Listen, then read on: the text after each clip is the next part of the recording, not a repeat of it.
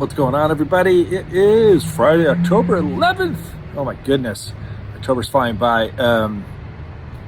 Because of the topic that I want to talk about today, I thought it would be appropriate if I came outside and hung out outside in nature, because that's primarily what's been on my mind, has been nature this week. So hopefully y'all can hear me okay. And I promised to God, I committed to Deanna this week that this one actually will be a shorter, maybe the shortest stoppage time. Which there's an inside joke there. Like if you're an NWSL fan of women's soccer here in the US, the amount of stoppage time is basically always ridiculously long. If you're an MLS fan or Premier League soccer fan, men's World Club soccer, then stoppage time always seems to be a little bit shorter. So this is going to be a little bit more like a men's league stoppage time than the NWSL. So I've had a lot on my mind this week. Sales of sponsorships for our shows, capital raising, operational issues and challenges, and trying to support the team, my girls, the women that support us and support me and make all this magic happen, family time, the weather, like just all kinds of things going on in my mind. But the thing that just dominated my mind and my kind of consumption of media and whatnot this last week was the weather and climate and our climate change circumstances that we're dealing with. And it was these two massive storms back to back in the Gulf region that touched and damaged Mexico, and then went on and did incredible damage and caused all kinds of death and despair and just destruction up and down the western coast of Florida. That just really cemented that was kind of on the backdrop of everything else I was doing. Last night I was even working on an episode of our podcast for future release, and while listening to it, I was watching the hurricane reporting on the television in the background, and I shared that image because it was just such a stark reminder of like how that's been ever present for me.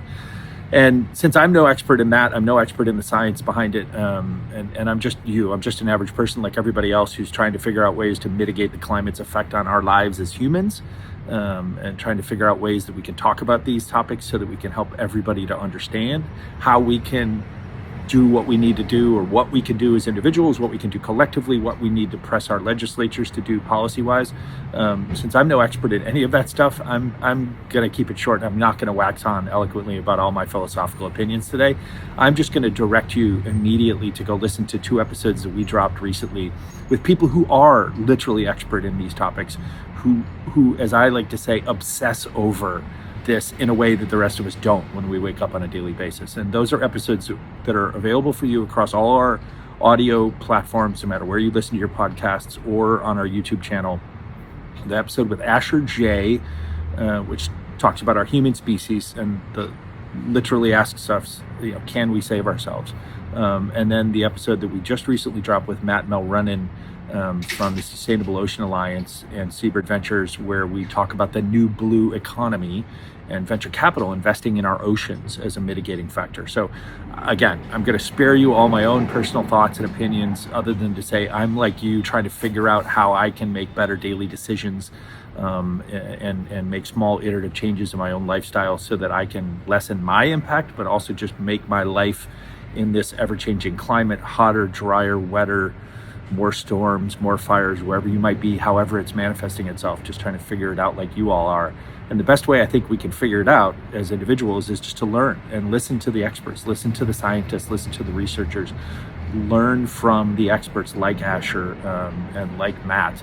And in my case, the main thing that I can do, most impactful thing that I can do, is host these conversations with people like Matt and with people like Asher, and then continue to bring them back to talk about these issues as these things evolve and problems present themselves in new, undiscovered ways.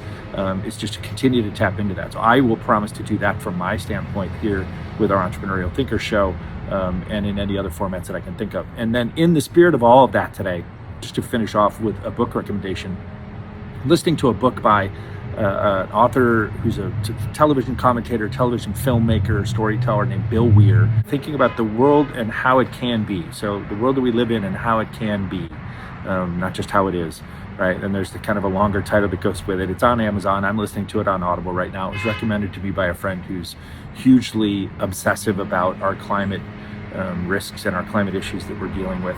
And what I love about this is the common language, the framework that Bill uses to describe these stories. He spent his entire career, he's roughly my age, also from Chicago. Like we have a fascinating background history together. He was a sports reporter in Chicago on the local news, and that's kind of how I first got to become aware of him. But he has moved on in his career, and he's become really a master storyteller, and I think Emmy award-winning storyteller on television, and around the travels that he does and the people that he interacts with. And a lot of his concentration in recent years has been around the climate as he encounters it in different parts of the world that he travels to do various stories. And what he did in this book is he reframed it all kind of in like a series of anecdotal stories, as if he was having discussions or writing letters to his children.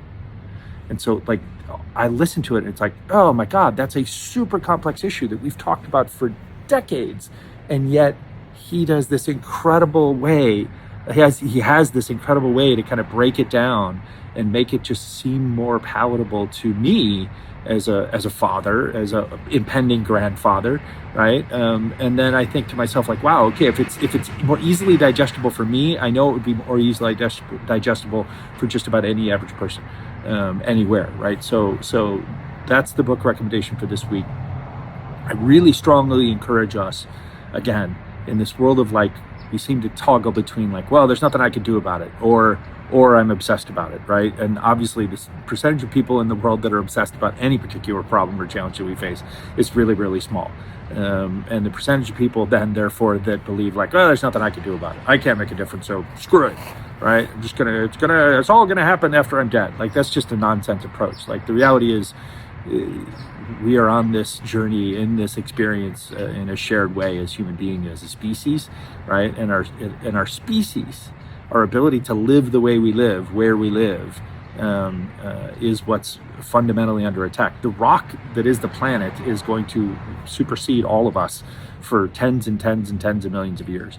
But what we're toggling with, the battle that we're fighting right now, is this idea of, can we continue to live as a human species? Can we continue to exist in this ecosystem the way that we have become accustomed to or comfortable living over the last 500 to a couple thousand years? And the answer pressingly right now is no, we can't.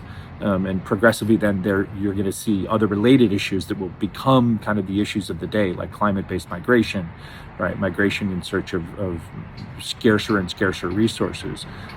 You'll see conflict between nations, between peoples around resource allocation and resource scarcity. And those are things that, again, we can understand better first step. And so, again, this episode of this Stoppage Time is a short one, because there's not much I can add to this other than just to say I'm going to do my best to continue to have conversations and share them with you, with people that are magnitudes of levels of smarter and more experienced, and most importantly, more obsessed with these problems than I am, like Matt Mulrennan, like Asher J. And then I just can only implore you all to listen to these episodes, to listen to these people, to go research the materials that they share with us and tell us to go research, and to go read the books that they tell us to go read the books on, and to just start to think about the problems the way that they describe them to us. And maybe this book from Bill Weir is just another piece of your puzzle that helps you understand and kind of come to grips with the scary realities that are what we're facing, but then how we can deal with them in a human way as we go forward. So that's it. This is a heavy subject, so I'm keeping it short. But again, as always, I'm wishing you love, joy, peace, happiness, and maybe a greater humility about the fact that, this weather, the climate, the ecosystems that we live in are not indestructible, and they are not guaranteed to last forever, nor are we. And so if we can be a bit more humble about that, and we can accept that we have a role to play in this, but also we need to be smart about how we do it, and we need to communicate with each other about how we can help each other to do it, I think that humility can go a long way. So peace. We'll see you next week.